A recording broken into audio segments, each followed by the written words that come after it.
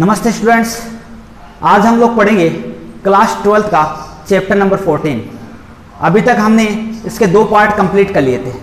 2 parts में हमने सीखा था कि किस प्रकार किसी जो रेखा होती है उस रेखा के डायरेक्शन कोसाइन किस प्रकार डेरिवेटिव किया जाता है और उसके जो डायरेक्शन जो रेशियो है उसको किस प्रकार फाइंड आउट किया जाता है।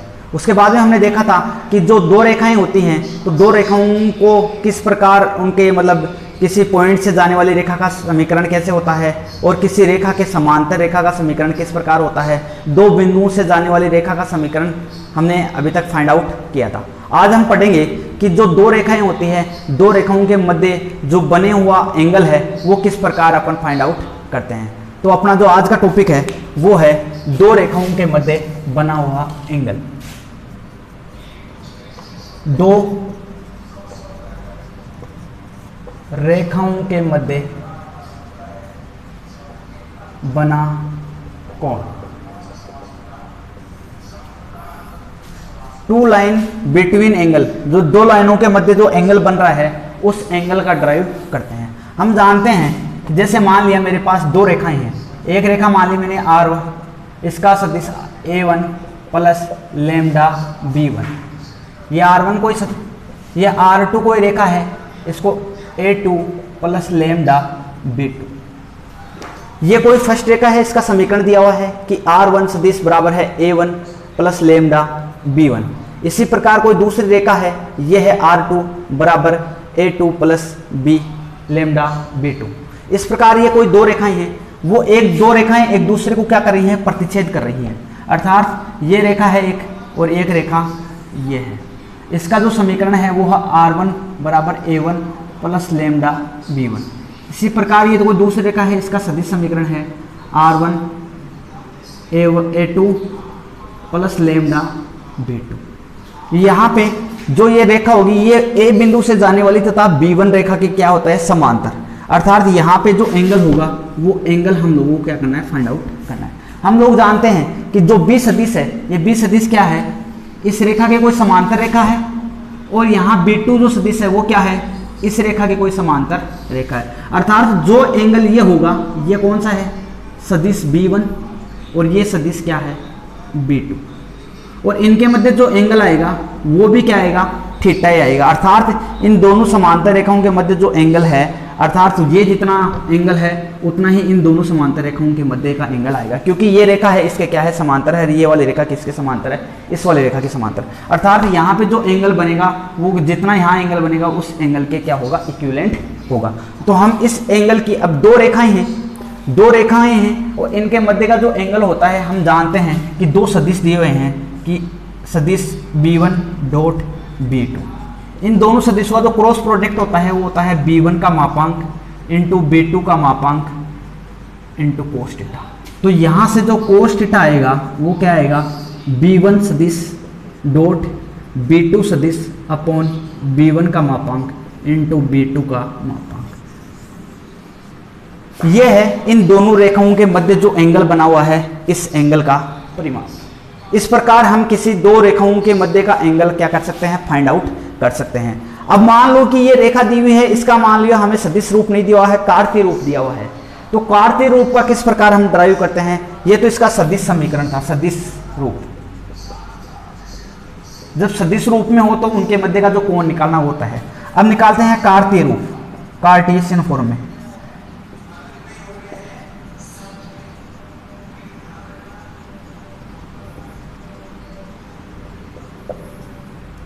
कार्टेशियन फॉर्म में हम जानते हैं कि इसका समीकरण ये है, इसका समीकरण ये है। यहाँ R1 A और यहाँ B1 के मान रख लेता हूँ। जैसे मान लिया ये B1 है, B1 सदिश मान लिया मैंने क्या है कि हमारे पास दिया हुआ है कि A1 I Kaif plus B1 J Kaif plus C1 K Kaif. इसी प्रकार ये B2 सदिश दिया हुआ है A2 I Kaif plus B2 J Kaif plus C2 K Kaif. अर्थात हमारे पास दिया हुआ है कि जो B1 सदिश है ये है A1 I Kaif plus B1 J Kaif plus C1 K Kaif. ठीक है, इसी प्रकार जो B2 सदिश है ये है A2 I Kaif plus B2 J Kaif plus C2 K Kaif. तो इन दोनों के मध्य का हमें एंगल निकालना है। यहां से जो एंगल आएगा कोस थीटा, वो कोस थीटा क्या आएगा, b1 सदिश डॉट b2 सदिश अपॉन b1 का मापांक इंटू b2 का मापांक। b1 सदिश डॉट b1 डॉट b2, तो b1 सदिश दिया हुआ है a1 i cap plus b1 j cap plus c1 k cap dot a2 i cap plus b2 j cap plus c2 k cap upon b1 सदिश का मापांक। b1 सदिश का मापांक क्या आएगा, a1 का होल स्क्वायर प्लस b1 का होल स्क्वायर प्लस c1 का होल स्क्वायर। इसी प्रकार आएगा a2 का होल स्क्वायर प्लस b2 का होल स्क्वायर प्लस c2 का होल स्क्वायर। इस प्रकार हम क्या ज्ञात कर सकते हैं, इन दोनों के मध्य का एंगल ज्ञात कर सकते हैं। यहां से इसको आगे सोल्व करते हैं तो ये आता है कोस थीटा इक्वल I1 के साथ डॉट प्रोडक्ट 1 होता है और I का बाकी j के और k के साथ क्या होता है 0। तो यहां से क्या आ गया, a1 dot a2 plus b1 dot b2 plus c1 dot c2 upon root a1 का स्क्वायर प्लस b1 का स्क्वायर प्लस c1 का स्क्वायर। इसी प्रकार आ गया a2 का स्क्वायर प्लस b2 का स्क्वायर प्लस c2 का स्क्वायर। इस प्रकार दो सदिशों के मध्य का हम एंगल ज्ञात कर सकते हैं। ये इसका कार्टेशियन फॉर्म आ गया। तो हमें यहाँ से क्या सीखने को मिला, हमें सीखने को मिला कि हमारे पास दो लाइन दी हुई है, दो लाइन एक दूसरे को क्या करती है, इंटरसेक्ट कर रही है। तो इन इंटरसेक्ट करने वाली लाइनों के मध्य जो एंगल है, उस एंगल का हमें क्या करना है, फाइंड आउट करना है। अर्थात उन दोनों लाइनों के मध्य जितना एंगल दिया हुआ है वो एंगल हमें ज्ञात करना होता है। तो अब करते हैं एक्सरसाइज के क्वेश्चन। अब देखते हैं हमारे एक्सरसाइज का जो फर्स्ट क्वेश्चन है, वो फर्स्ट क्वेश्चन दिया हुआ है कि दो रेखाएं हैं, इन दोनों के जो बिटवीन जो कोण हैं वो हमें एंगल फाइंड आउट करना है। तो ये रेखा दी हुई है, ये लाइन दी हुई है, ये लाइन फर्स्ट की इक्वेशन दी हुई है और ये लाइन सेकंड की इक्वेशन दी हुई है। हम जानते हैं, इसका सॉल्यूशन देखते हैं। वी नो डेट, हम जानते हैं कि कोई भी रेखा होती है उसका जो इक्वेशन होती है वो क्या होती है, ए सदिश प्लस लेमडा ऑफ बी सदिश। और हम जानते हैं, ये भी जानते हैं कि जो दो रेखाएं होती हैं, इन दोनों रेखाओं के जो मध्य का जो एंगल होता है between two line of angle, ये क्या होता है, दो लाइनों का जो मध्य का जो एंगल होता है ये होता है a1 dot a2 plus b1 dot b2 plus c1 dot c2 upon root a1 का स्क्वायर प्लस b1 का स्क्वायर प्लस c1 का स्क्वायर इंटू a2 का स्क्वायर प्लस b2 का स्क्वायर प्लस c2 का स्क्वायर। यहाँ से हमें ये पता चल गया कि जो a1 यहाँ पे ये दिया हुआ है कि a सदिश यहाँ पे दिया हुआ है, b1 का मान दिया हुआ है, b सदिश का मान दिया हुआ है 3i cap plus 2j cap plus 6k केफ, और जो b2 का मान दिया हुआ है ये दिया हुआ है i cap plus 2j cap plus 3k cap. हम जानते हैं, यहाँ से इसको ऐसे भी लिख सकते हैं, जो b1 सदिश है डॉट b2 सदिश का डॉट प्रोडक्ट अपॉन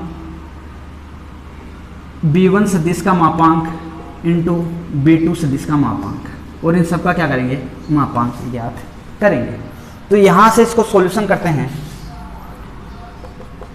यहाँ से क्या a1 डॉट b1, यहाँ से क्या आ गया, इसको सोल्व करते हैं तो यही आता है। यहाँ से जो b1 डॉट b1, ये b1 डॉट b2 का मापांक बाई b1 का मापांक इंटू b2 का मापांक। b1 का मान कितना दिया हुआ, 3i cap plus 2j cap plus 6k cap dot i cap plus के 2j केफ प्लस 3k केफ अपॉन b1 का मापांक कितना है, ये रहा 3 का स्क्वायर प्लस 2 का स्क्वायर प्लस 6 का स्क्वायर। ऐसे ही b2 का मापांक क्या आ जाएगा, 1 का स्क्वायर प्लस 2 का स्क्वायर प्लस 3 का स्क्वायर। यहाँ से जो कोस थीटा का मान आएगा वो आएगा, यहाँ से इसको मल्टीप्लाई किया, देखो 3i को i से मल्टीप्लाई करेंगे, 3i को j से मल्टीप्लाई करेंगे, 3i को k से मल्टीप्लाई करेंगे।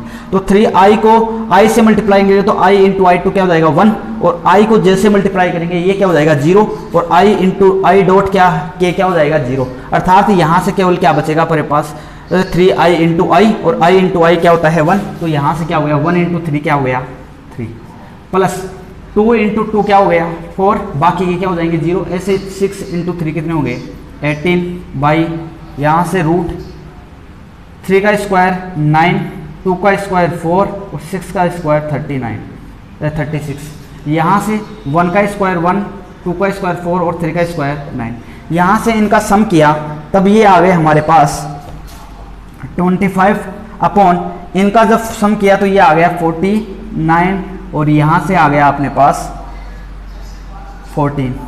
तो इनका जब सम किया, इनको जब और सोल्व किया तो ये आ गया, यहाँ से इसका स्क्वायर से यहाँ खोलेंगे तो 7 बाहर आ जाएंगे और यहाँ पे क्या आ जाएगा √14 और यहाँ से इसका जो आंसर आ गया ये क्या आ गया, जो कोस तो थीटा इक्वल क्या आ गया कोस इनवर्स 25/7 √14। ये इसका आ गया एंगल का मान, अर्थात इन दोनों एंगलों के मध्य जो एंगल बना हुआ है वो कितना बना हुआ है कोस इनवर्स 25/7 √14। तो यहाँ से जो अपना जो फर्स्ट क्वेश्चन था ये होता है कंप्लीट। इसके बाद में देखते हैं नेक्स्ट क्वेश्चन। सेकंड क्वेश्चन दिया हुआ है कि इन दो रेखाओं के मध्य का एंगल हमें फाइंड आउट करना है। फर्स्ट रेखा जो दी हुई है x/2 y/2 z/1 तथा जो सेकंड रेखा दी हुई है, सेकंड लाइन की जो इक्वेशन दी हुई है वो दी हुई है x-5/4 इक्वल है y-2/1 इक्वल है z-3/8। यहाँ से हमें इसके जो कार्टेशियन फॉर्म में इन दोनों रेखाओं का क्या दिया हुआ है इक्वेशन दिया हुआ है, तो इसका सॉल्यूशन करते हैं। यहाँ पे इक्वेशन जो फर्स्ट दी हुई है x/2 बराबर है y/2 बराबर z/2। इस इक्वेशन के जो हमारे पास दिक डायरेक्शन रेशियो क्या आ जाएंगे 2, 2 और 1। यहाँ से मैं इसको नाम देता हूँ A1, B1 और C1। ठीक, जो दूसरे अपने पास जो इक्वेशन लाइन दिया हुआ है उस लाइन के जो इक्वेशन दी हुई है हमें वो दिया हुआ z-3/8। यहाँ से इसके जो डायरेक्शन रेशो आ जाएंगे वो कितने आ जाएंगे 4, 1 और 8। ये इसके आ गया A2, B2 और C का। अर्थात इनके जो दोनों रेखाएं हैं, दोनों रेखाओं के अपने पास डायरेक्शन रेशियो आ गया, अर्थात दिक् अनुपात का मान आ गया। यहाँ से दिक् अनुपात का मान आ गया तो हम जानते हैं कि दो रेखाओं के मध्य का जो एंगल होता है कोस थीटा वो क्या होता है A1.A2 plus B1.B2 plus C1.C2 upon root of A1 का स्क्वायर प्लस B1 का स्क्वायर प्लस C1 का स्क्वायर रूट A2 का स्क्वायर प्लस B2 का स्क्वायर प्लस C2 का स्क्वायर।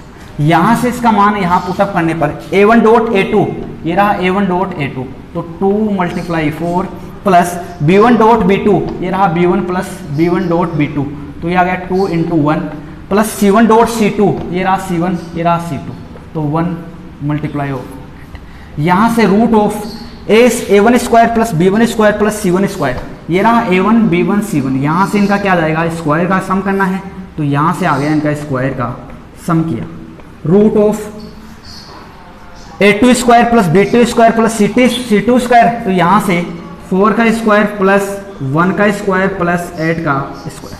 यहाँ से जो कोस थीटा का मान आएगा वो आएगा 2 × 4 8 प्लस 2 1 यहाँ कितना आ गया 8 और जो यहाँ पे आएगा 4 + 4 + 1 तो 4 + 4 + 1 रूट यहाँ आ जाएगा 16 + 1 + 64। यहाँ से इनको सोल्व करते हैं तो ये इनका सम किया, सॉरी ये सम का है तो ये हो गए 10 10 और ये कितना हो गया 18 बाई यहाँ से 8 और 9 यहाँ से रूट से 3 बाहर आ जाएंगे। ये रूट इनका जब सम करेंगे तब ये आएगा 81 और 81 रूट से बाहर निकलेंगे तो ये आ जाएगा अपने पास 3 × 9 9 से कट गया 2 बार तो ये आ गया 2/3। तो यहाँ से जो थीटा का मान आएगा वो आएगा कोस इनवर्स 2/3। तो यहाँ से इन दोनों जो रेखाएं हैं इन दोनों रेखाओं के मध्य का जो एंगल दिया हुआ है वो है कोस इनवर्स 2/3। आगे बात करते हैं इसके नेक्स्ट क्वेश्चन दिया हुआ है कि दर्शाइए कि दो बिंदुओं से होकर जाने वाली रेखा इन दो बिंदुओं से होकर जाने वाली रेखा पर क्या है परपेंडिकुलर है। अब हम जानते हैं कि जो कोस थीटा इक्वल हमने पढ़ा था A1.A2 plus B1.B2 plus C1.C2 upon root of A1 का स्क्वायर प्लस A2 का स्क्वायर B1 का स्क्वायर प्लस C1 का स्क्वायर इक्वल है A2 का स्क्वायर प्लस B2 का स्क्वायर प्लस C2 का हमने ये देखा था। अब हमें पता है कि ये क्या है, किसी A1 B1 C1, ये क्या है, जो रेखा लाइन फर्स्ट है, लाइन फर्स्ट के डायरेक्शन रेशियो है, और ये A2 B2 C2 क्या है, जो लाइन 2 है इसके क्या है, डायरेक्शन रेशियो, ये दिए हुए हैं। अब हमें पता है ये दोनों रेखाएं एक दूसरे पे क्या हो, अगर परपेंडिकुलर हो, दोनों रेखाएं एक दूसरे पे क्या होती हैं, परपेंडिकुलर, दोनों रेखाएं एक दूसरे के परपेंडिकुलर है, इसका मतलब जो थीटा का मान होगा वो कितना होगा, 90 डिग्री। और जब 90 डिग्री होगा तो हम जानते हैं कि जो कोस थीटा होगा, कोस 90 का मान कितना होता है, 0। तो यहाँ इसका मान कितना आ गया, 0 अपॉन, अब 0 से ये मल्टीप्लाई होगा तो ये भी क्या हो गया, 0। अर्थात हमारे पास अगर ये दोनों रेखाएं एक दूसरे पे परपेंडिकुलर होती है तो ये इनका मान क्या आएगा, केस फर्स्ट।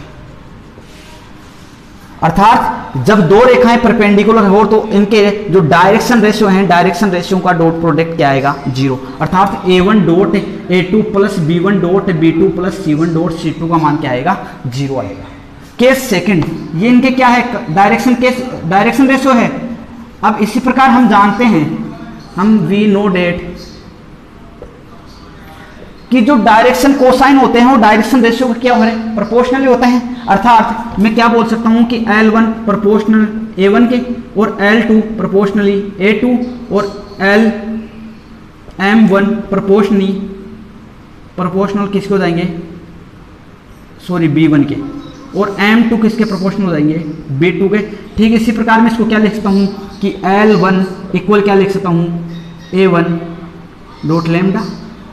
अर्थात कोई भी संख्या इसकी क्या आ जाएगी, अचर संख्या गुणा में आएगी। तो यहाँ A1 डॉट A1 इसकी जगह मैं क्या रख सकता हूँ, यहाँ से इसको मल्टीप्लाई में भेज दूँ तो ये आ जाएगा इसके लैम्डा, लैम्डा को जब इससे गुणा करेंगे तो ये तो जाएगा 0। तो यहाँ से क्या आ जाएगा, L1 dot L2 plus M1 dot M2 plus N1 dot N2 का मान भी क्या आएगा, 0।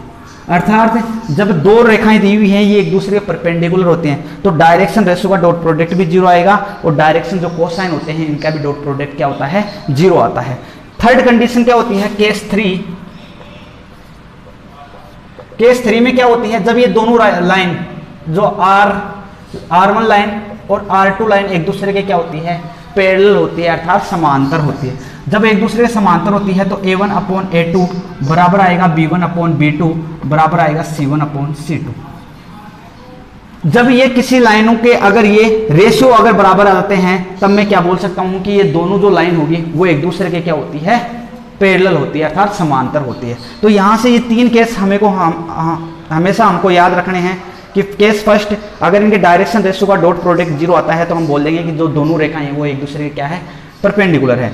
केस सेकंड, अगर इनका डायरेक्शन रेशियो नहीं दिया हुआ, डायरेक्शन कोसाइन दिए हुए, डायरेक्शन कोसाइन का भी अगर डॉट प्रोडक्ट 0 आता है तो मैं बोल सकता हूं कि जो दोनों रेखाएं होंगी वो एक दूसरे के क्या होगी, परपेंडिकुलर होगी।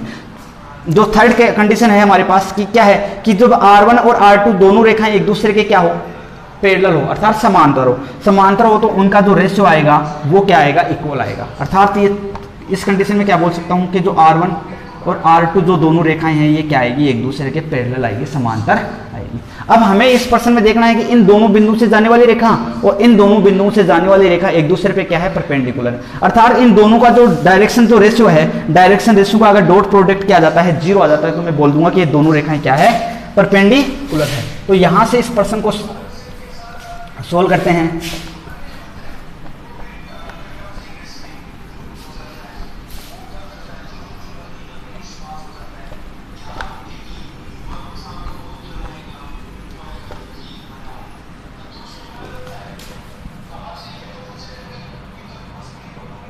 अब यहां से इस पॉइंट को मान लेता हूं कि ये पॉइंट है, इसको 1, और यहां से ये बी पॉइंट है, ये है 3 4 माइनस के 2।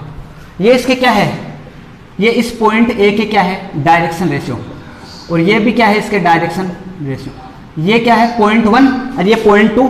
इन दोनों पॉइंटों से जाने वाली रेखा के डायरेक्शन रेशियो क्या होंगे, बिंदु या point A and point B से इनके पासिंग जो थ्रू होगी, जो लाइन होगी, इनके जो डायरेक्शन रेशियो होंगे, इन दोनों लाइनों से जाने वाले जो बिंदुओं के जो डायरेक्शन रेशियो होंगे वो क्या होंगे, 3 माइनस के 1, और यहाँ से क्या हो गया 4, माइनस माइनस क्या हो गए 1, और यहाँ क्या हो गया माइनस का 2 माइनस का 2। तो यहाँ से जो A1 का मान आएगा वो कितना आएगा 2, B1 का मान आएगा ये कितना आ गया 5, और जो C1 का मान कितना आ गया -4। ठीक इसी प्रकार हमारे पास 2 पॉइंट इन दोनों बिंदुओं से जाने वाली रेखा होगी, रेखा क्या हो गई एक डायरेक्शन रेशियो कि अर्थात ये बिंदु A और बिंदु B से जाने वाली रेखा के जो डायरेक्शन रेशियो अपने पास आ गए। इसी प्रकार यहाँ क्या करेंगे, इन बिंदुओं से जाने वाली रेखा, तो अर्थात C बिंदु मान लिया मैंने 0, 3, 2 और D बिंदु मान लिया 3, 5 और 6।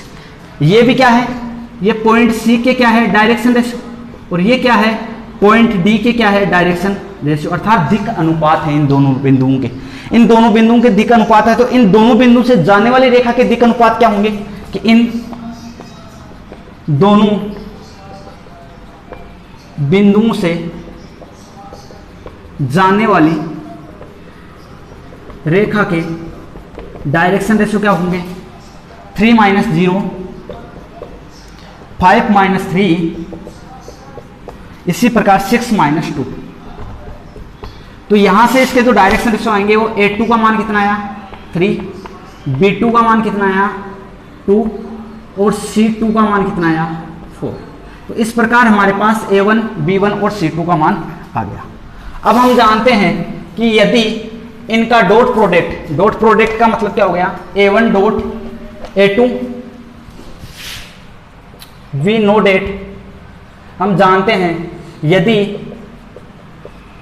A1 dot A2 plus B1 dot B2 plus C1 dot C2 का मान अगर 0 आता है तो मैं क्या बोल सकता हूँ, अगर इनका मान 0 आता है, का मान 0 यदि 0 होता है तो ये दोनों रेखाएं परस्पर लंबवत होती है। तो यहां से मैं चेक करता हूं कि A1 dot A2 plus B1 dot B2 plus C1 dot C2 का मान, A1 का मान कितना है 2, ऐसे ही A2 का मान कितना है 3, प्लस B1 का मान कितना है 5 और B2 का मान कितना है 2, प्लस C1 का मान कितना है -4 इंटू C2 का मान कितना है +4।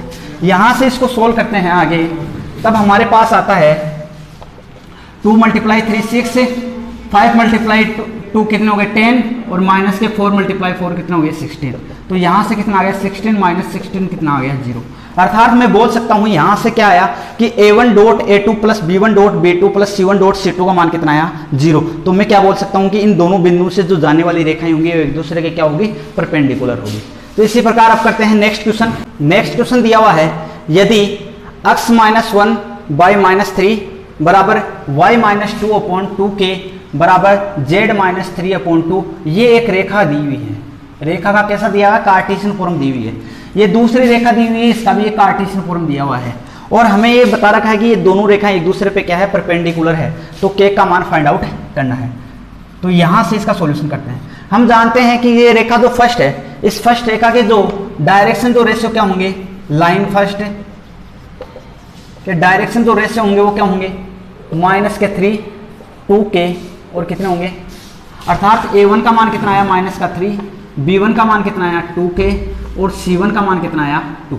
ठीक इसी प्रकार जो लाइन 2 है, लाइन 2 के जो डायरेक्शन रेशियो हैं वो कितने आएंगे 3k, k1 और -k5, अर्थात यहाँ से A2 का मान आ गया 3k, B2 का मान आ गया 1 और C2 का मान आ गया -5। और यहाँ पे हमें दिया हुआ है गिवन क्या है कि जो line 1 and line 2 are perpendicular,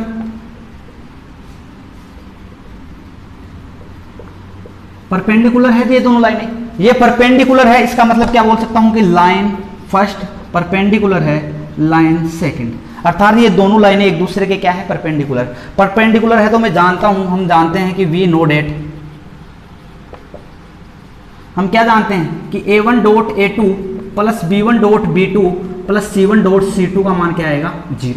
तो यहां से मैं इनमें पुटअप कर देता हूं A1 का मान कितना है -3 इंटू A2 का मान कितना है 3k प्लस B1 का मान कितना है 2k इंटू B2 का मान कितना है 1 प्लस C1 का मान कितना है 2 और C2 का मान कितना है माइनस का 5 इक्वल क्या आएगा 0। यहाँ से इसको मल्टीप्लाई किया है कितना माइनस का 9 के, और ये कितना आ गया प्लस का 2 के, और ये कितना है माइनस का 10 इक्वल क्या आ गया 0। 10 को इधर भेज दिया, यहाँ से माइनस के 9 के प्लस के 2, यहाँ से कितना बचा, यहाँ पे हमारे पास माइनस के 7 के इक्वल इस 10 को क्या कर दिया पक्षांतर कर दिया, तो यहाँ कितना आ गया 10। तो यहाँ से k इक्वल कितना आ गया 10 इक्वल माइनस के 7, तो k का मान कितना आ गया माइनस के 10/7, और हमें k का ही मान फाइंड आउट करना था, तो यहाँ से k का मान आ गया। इसके बाद में देखते हैं नेक्स्ट क्वेश्चन। नेक्स्ट क्वेश्चन दिया हुआ है कि बिंदु इससे जाने वाली और इन दोनों रेखाओं पे क्या है लंब रेखा का सदिश समीकरण फाइंड आउट करना है। इन दोनों रेखाओं पे लंब सदिश अर्थात ये दोनों रेखाएं हैं लाइन 1 एंड लाइन 2 पे जो लंब रेखाएं होंगी, सॉल्यूशन ये लाइन फर्स्ट और लाइन सेकंड, इन पर क्या है ये लंब रेखाएं हैं। ये दोनों रेखाएं कैसी है, दोनों रेखाएं लंब रेखाएं, लंब रेखाएं हैं, अतः इनके दिक् कोसाइन क्या होंगे, फिर दोनों लंब रेखाएं हैं तो दिक् कोसाइन अर्थात डायरेक्शन कोसाइन। इनके जो डायरेक्शन कोसाइन होंगे वो क्या होंगे, यहाँ से 3l1 minus 16m1 plus 7n1 equal 0, और यहाँ सेकेंड के क्या होंगे 3l2 plus 8m2 minus 5n2 equal क्या होंगे 0। और यहाँ से इन दोनों के जब दोनों ये रेखाएं क्या है एक दूसरे के ये लंब रेखाएं हैं, तब इन दोनों के जो डायरेक्शन कोसाइन होंगे ये होंगे। तो यहाँ से L1 का मान, अगर L का मान ज्ञात करना चाहिए तो L का मान क्या आएंगे, यहाँ से इसको मल्टीप्लाई किया तो माइनस के 16 इंटू माइनस के 5 माइनस के 7 इंटू 8, और M का मान आएगा यहाँ से, ये माइनस है तो ये माइनस, इसको सोल्व किया तो ये कितना आया 3 इंटू माइनस के 5 माइनस का 7 इंटू 3। ऐसे ही जो n का मान आएगा यहाँ से इसको सोल्व किया तो ये कितना आया 3 इंटू 8 माइनस के 16 इंटू 3। यहाँ से सोल्व करते हैं इसको तो L अपॉन ये कितना आ गया 80 माइनस 56, यहाँ से ये m माइनस का m इक्वल कितना आ गया माइनस के 15 माइनस के 21। यहाँ से इसको सोल्व किया तो ये आ गया, ये माइनस माइनस क्या हुआ है प्लस, तो यहाँ से इसको और सोल्व करते हैं तब आता है L अपॉन इसमें से ये 4 2 इक्वल माइनस माइनस तो क्या हो जाएंगे प्लस, तो ये आ गया m अपॉन 6 3। इसके आगे जैसे सोल्व करेंगे इसको तो ये माइनस माइनस क्या हो गया प्लस हो गया था, तो ये n इक्वल टू 7। यहाँ से 12 से कट रहा है ये, तो यहाँ से क्या आ गया L अपॉन 2 बराबर m upon 3 equal to n upon. तो यहाँ से इन पे जो लंब रेखाएं हैं इनकी जो डायरेक्शन रेशियो क्या आ गए, लंब रेखाओं के जो डायरेक्शन रेशियो आ गए, इनके जो डायरेक्शन रेशियो क्या आए 2 3 और 6। तो इस बिंदु से जाने वाली एक बिंदु दिया हुआ है हमारे पास कि कौन से बिंदु से गुजर रही है कोई रेखा, तो किसी बिंदु से जाने वाली तथा इसके इस रेखा से गुजरने वाली रेखा के समांतर जो समीकरण होता है वो क्या होता है r सदिश बराबर a सदिश प्लस लेमडा b सदिश। तो b सदिश के ये आ गए हमारे पास डायरेक्शन रेशियो, तो यहाँ से जो r सदिश आएगा a सदिश की जिस बिंदु से गुजर रही है तो यहाँ से आ जाएगा i कैफ प्लस के 2 j कैफ माइनस के 4 k Kaif plus lambda b Kaif, यहाँ से क्या आएगा 2i कैफ प्लस के 3j कैफ प्लस के 6k कैफ। यहाँ से इसका जो सदिश समीकरण आएगा ये आएगा, अर्थात ये दोनों रेखाओं का जो लंबवत सदिश समीकरण होगा ये होगा। इस प्रकार अब देखते हैं इसका नेक्स्ट क्वेश्चन। क्वेश्चन दिया हुआ है कि उस लाइन का कार्टेशियन समीकरण में हमें को कार्टेशियन जो इक्वेशन है वो ज्ञात करना है जो बिंदु इस बिंदु से गुजरता है तथा इस रेखा के समांतर है। हम जानते हैं कि इस रेखा के समांतर से इसके जो डायरेक्शन जो रेशियो है ये दिए हुए हैं, और तो इस डायरेक्शन रेशियो, यही डायरेक्शन रेशियो क्या करेगा, इसके लिए क्या करेगा, समांतर रेखा का काम करेगा। जैसे मान लिया ये रेखा है, इसके जो डायरेक्शन जो रेशियो दिए हुए हैं, तो यहां से ये किसी बिंदु से, इस बिंदु से गुजरने वाली होगी -3, 4 और माइनस के 8 बिंदु से, तथा ये इस रेखा के समांतर होगी। कौन सी रेखा की, ये 3, 5 और 6 रेखा, इस बिंदु से गुजरने वाली है, इसके क्या है, डायरेक्शन रेशियो, कि इस बिंदु से गुजरने वाली इस रेखा के समांतर रेखा का समीकरण ये है। और हमें क्या ज्ञात करना है कि इस बिंदु से गुजरने वाली, कौन से बिंदु से, -2, 4 और -5, और इस रेखा के समांतर, अर्थात हमें यहां से इसका क्या ज्ञात करना है, कार्टेशियन फॉर्म फाइंड आउट करना है। अब यहां पे हमें दिया हुआ है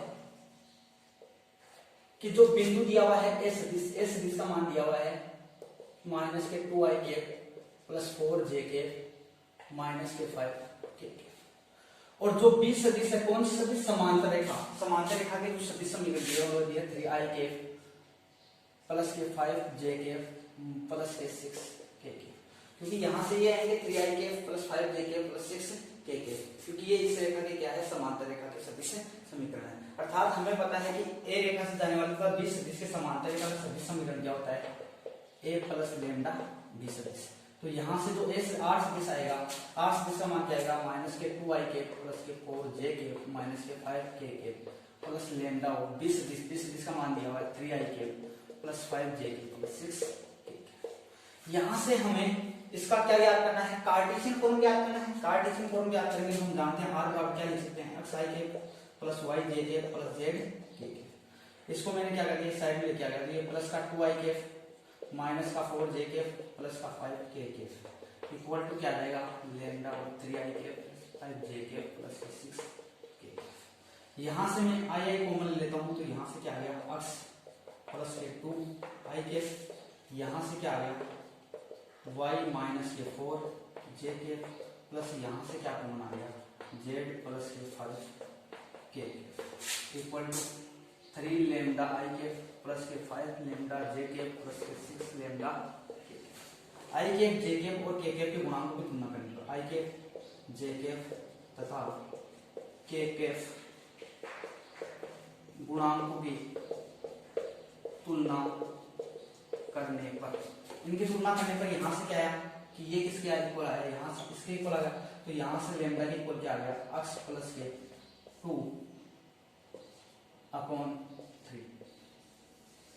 और यहां से लैम्डा के इक्वल क्या आया, लैम्डा इक्वल आ गया y - के 4/5, और यहां से लैम्डा के इक्वल क्या आ गया, z + के 5/6।